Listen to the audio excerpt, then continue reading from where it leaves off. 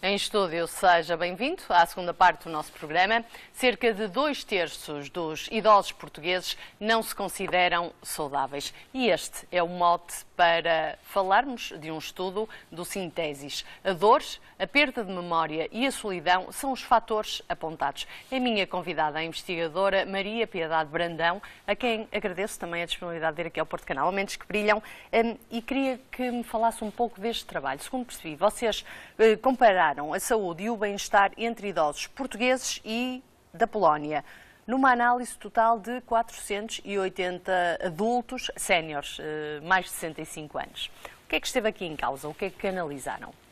Muito bem. Antes de mais, eu gostava de agradecer a oportunidade de vir partilhar este conhecimento, estes resultados, em meu nome pessoal, em nome do Centro de Investigação de Tecnologias e Serviços de Saúde da Universidade do Porto e da Universidade de Aveiro. Voltando um bocadinho agora então ao estudo, o que é que nós pretendemos fazer? Nós pretendemos, houve um primeiro estudo anterior a este, em que validámos um instrumento que se designa por EasyCare. Este é um instrumento que está a ser, portanto, é um instrumento passado a nível internacional, em mais de 50 países, desde a América Latina, à Europa, inclusive até ao Irão, ao Médio Oriente, e com este instrumento pretende-se, no fundo, fazer a avaliação das necessidades e respostas de saúde e cuidados das pessoas com mais idade. O nosso primeiro estudo, portanto, baseou-se nessa validação e nós ficámos curiosos com alguns achados, nomeadamente alguns indicadores que nos permitiram pensar que seriam umas ameaças então à saúde, e daí este título. Efetivamente, o que é que nós encontramos? Encontramos que 88% da população que se considerava não saudável tinha uma grande ameaça, que era a dor, por exemplo. Depois tivemos também, verificamos que ao nível da visão havia uma dificuldade, portanto, mais de 65% das pessoas que não se consideram saudáveis têm dificuldades em ver. Também quase metade desta população, mesmo aquelas que se consideram saudáveis, digo quase porque ronda à volta dos 43%, também tinham dificuldades em ouvir, por exemplo. E, portanto, é um conjunto de situações. E então, ao nível da solidão, efetivamente, mais de 70% das pessoas que não se consideram saudáveis se sentiam sós. Mas também é de sublinhar que mesmo aquelas que se sentiam aparentemente saudáveis, pelo menos elas dizem que sim, não é? Metade delas, mais de metade, também se sentiam sós. Portanto, tinham um sentimento de solidão. E isto, efetivamente, levantou-nos aqui uma questão de é preciso mostrar estes números, porque os decisores políticos também precisam de os conhecer. Claro que nós estamos a falar de uma amostra não muito grande.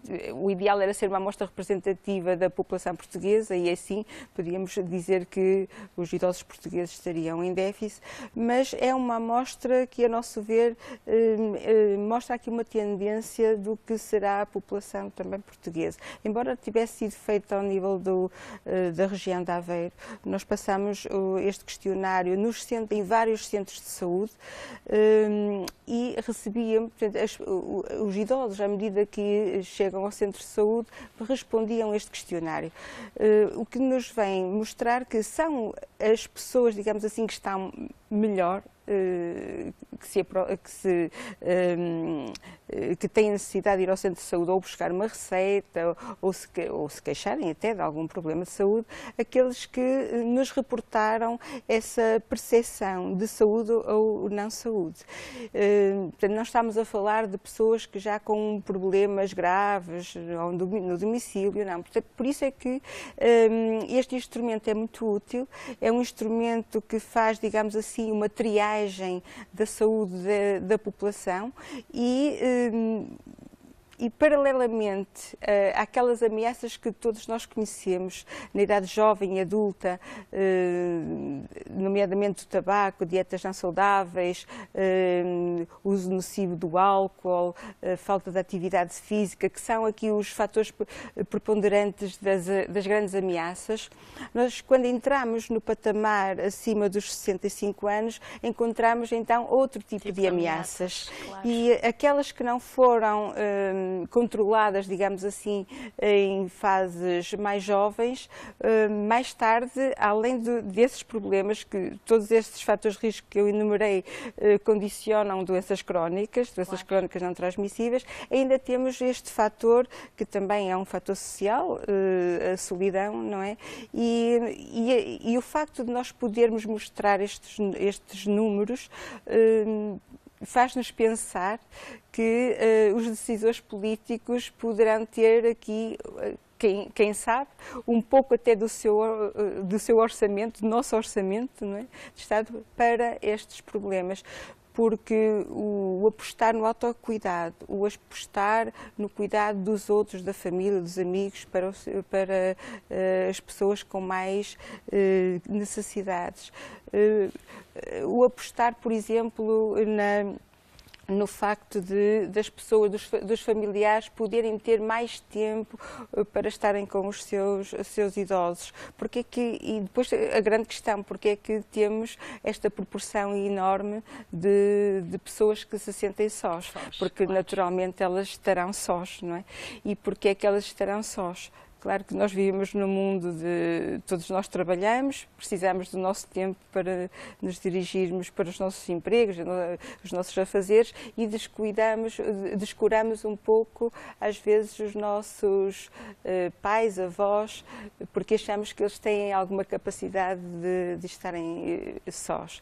E eles porque sentem dizer que não é saudável não é, eu acho que é aí o cerne da questão, não é só a dor física, claro que essa é terrível, mas a dor, eu não sei se podemos dizer a dor psicológica, a dor da solidão, às vezes de um pequeno problema mental, Sim, é desgastante. Sim. Muito, até porque já há muitos estudos a mostrar que a solidão é um fator de risco até para a morte, claro, como são outros fatores de risco.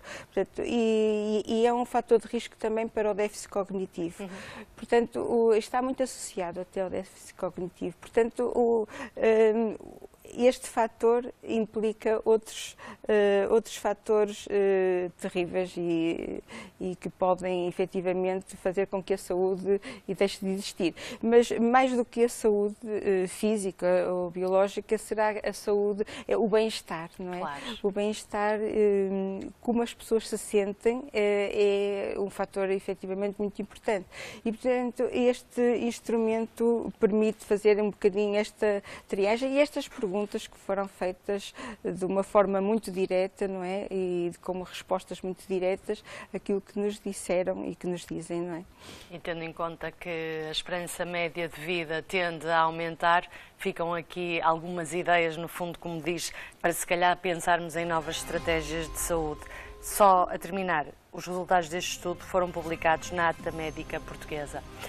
Maria Piedade Brandão, foi um gosto tê-la cá. Muito obrigada por ter vindo ao nosso programa com todas estas explicações e falar-nos deste trabalho. Muito Parabéns obrigada pela vossa investigação. Termina por aqui o Mentes que Brilham. Já sabe, regressamos na próxima semana. Até lá, fique bem, fique na companhia do Porto Canal.